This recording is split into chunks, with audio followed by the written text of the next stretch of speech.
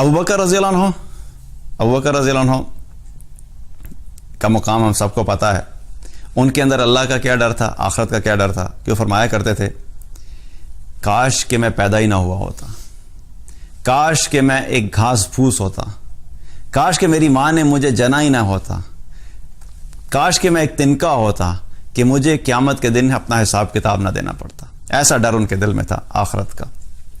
حالانکہ ان کا مقام کیا ہے, آپ صلی اللہ علیہ وسلم کے ساتھ ایک دفعہ بیٹھے ہوئے تھے اور آپ صلی اللہ علیہ وسلم نے ان کے سامنے فرمایا کہ ابو بکر رضی اللہ عنہ کے سامنے فرمایا کہ ایک شخص ہوگا قیامت کے دن وہ جنت کے دروازوں کی طرف بڑھے گا, اور جب وہ جنت کے دروازوں کی طرف بڑھے گا تو جنت کے سارے دروازے اسے کہیں گے مرحبا ادھر سے آ جائیں, ہم میں سے داخل ہو جائیں. تو ابو بکر رضی اللہ عنہ نے کیا فرمایا, ابو بکر رضی اللہ عنہ نے کیا عرض کیا کہ یا رسول اللہ وہ شخص تو بڑا خوش نصیب ہوگا جس کو جنت کے 8 دروازے بلائیں. اور یہ فیکٹ ہے, ایک دروازے سے ہم داخل ہو جائیں تو اللہ کا بڑا کرم ہے. تو وہ شخص جس کو جنت کے 8 دروازے بلا رہے ہیں اس کا بڑا مقام ہے. تو آپ صلی اللہ علیہ وسلم نے فرمایا کہ ابو بکر تم نے بالکل صحیح کہا, اور وہ شخص تم ہو گئے. ان کے پاس گارنٹی موجود تھی کہ جنت کے 8 دروازے بلا رہے ہیں, اور اس کے باوجود کیا فرما رہے ہیں کہ کاش کہ میں پیدا ہی نہ ہوتا. یہ آخرت کا ڈر تھا. اسی طریقے سے عمر رضی اللہ عنہ فرمایا کرتے تھے کہ اگر آسمانوں پہ یہ ندا لگائی جائے یا منادی کی جائے کہ سارے لوگ جتنے بھی لوگ اس دنیا میں ہیں سارے کے سارے جنت میں چلے جائیں گے سوائے ایک شخص کے, تو مجھے اس چیز کا خوف ہے کہ وہ شخص میں ہوں گا. اللہ اکبر, کہ سارے جنت میں چلے جائیں گے, ایک صرف نہیں جائے گا, تو مجھے ڈر ہے کہ میں وہ شخص ہوں گا جو جنت میں نہ جا سکوں. حالانکہ عمر رضی اللہ عنہ کا کیا مقام ہے, آپ سب نے کیا فرمایا, میرے بعد اگر کوئی نبی ہوتا تو عمر ہوتا. اور عمر رضی اللہ عنہ وہ ہیں جن کو اللہ کے رسول صلی اللہ علیہ وسلم نے دعا کر کے اللہ سے مانگا تھا, دعا کی تھی ان کے لیے کہ یا اللہ, دو لوگوں کے لیے دعا کی تھی کہ یا اللہ عمر بن الخطاب اور ابو جہل میں سے کسی ایک کے ذریعے سے اسلام کو طاقت عطا فرما. اور ایک روایت میں کیا آتا ہے کہ اللہ تعالیٰ اللہ کے رسول صلی اللہ علیہ وسلم نے دعا یہ کی تھی کہ یا اللہ ان دونوں میں سے جو تجھے زیادہ محبوب ہے اس کے ذریعے سے اسلام کو طاقت عطا فرما.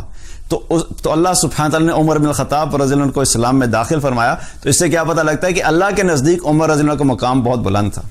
آپ صلی اللہ علیہ وسلم نے نام لے کے ان کو اللہ کے دین کے لیے مانگا, اور اللہ تعالیٰ نے ان کو دین میں داخل کیا, اور ان کے ذریعے سے ماشاءاللہ پھر اللہ تعالیٰ نے اسلام کو جو بہت بڑا مقام دیا اور جو فتوحات ملی وہ ہم سب کو پتہ ہے. تو عمر رضی اللہ عنہ بھی فکر آخرت کی کیا تھی, حالانکہ ان کے پاس بھی گارنٹی موجود ہے. رسول اللہ صلی اللہ علیہ وسلم نے جب بشارت دی تھی جنت کی تو ابو بکر فی الجنہ, عمر فی الجنہ, عثمان فی الجنہ, علی فی الجنہ, یہ عشرہ مبشرہ جو ہیں ان سب کے پاس گارنٹی موجود تھی. لیکن اس کے باوجود عمر رضی اللہ عنہ کیا فرما رہے ہیں کہ کہیں وہ شخص میں نہ ہوں کہ جو ناکام ہو جائے. اور اسی طریقے سے عثمان رضی اللہ عنہ بھی فرمایا کرتے تھے. عثمان رضی اللہ عنہ بھی اپنے آخرت کے خوف میں اور آخرت کے ڈر میں کیا فرمایا کرتے تھے کہ میرا دل چاہتا ہے کہ جب میں مروں تو اللہ تعالیٰ مجھے دوبارہ زندہ ہی نہ کرے تاکہ مجھے کوئی حساب نہ دینا پڑے. جب میں مروں تو اللہ مجھے دوبارہ زندہ ہی نہ کرے تاکہ مجھے کوئی حساب نہ دینا پڑے. حالانکہ یہ بھی کون ہے جن کے پاس گارنٹی موجود ہے کہ انشاءاللہ یہ کامیاب لوگوں میں سے ہیں. تو یہ جو خوف ہے اللہ کا, یہ ہمارے لیے اس لیے بہت ضروری ہے کہ یہ وہ چیز ہے جو ہمیں گناہوں سے دور رکھتی ہے.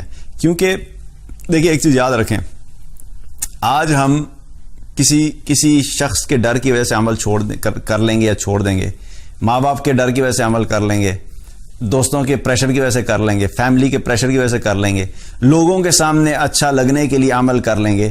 لیکن جس ذات نے قیامت والے دن فیصلے کرنے ہیں اگر اس ذات کے لیے عمل نہیں کیا تو پھر جب یہ سارے لوگ آگے پیچھے ہوں گے تو ہمارے عمل بھی چھوٹ جاتے ہیں. ماں باپ کے ڈر سے جو عمل ہوگا وہ صرف اس وقت تک ہوگا جب تک ماں باپ دیکھ رہے ہیں. جب ماں باپ نہیں دیکھیں گے تو کیا ہوگا, عمل نہیں ہوگا, کیونکہ اللہ کے لیے نہیں کیا, ماں باپ کے لیے ہو رہا تھا. اسی طریقے سے دوستوں کے درمیان جو ہے وہ اچھے اعمال کر لیے صرف اس وجہ سے کہ دوست کیا کہیں گے یار یہ اچھا انسان نہیں ہے. لیکن جب دوست یار آگے پیچھے ہوں گے تو کیا ہوگا, وہ عمل نہیں ہوگا کیونکہ اللہ کی خاطر نہیں کیا. اس لیے یہ جو مخلوق کا ڈر ہے, لوگوں کا ڈر ہے, اور لوگوں کی وجہ سے ہم جو زندگیاں بسر کرتے ہیں, لوگوں کو دیکھ کے ہم جو زندگیاں بسر کرتے ہیں, اس کو اپنے اندر سے نکالنا ہے اور اصل میں اللہ کا ڈر دل میں ڈالنا ہے.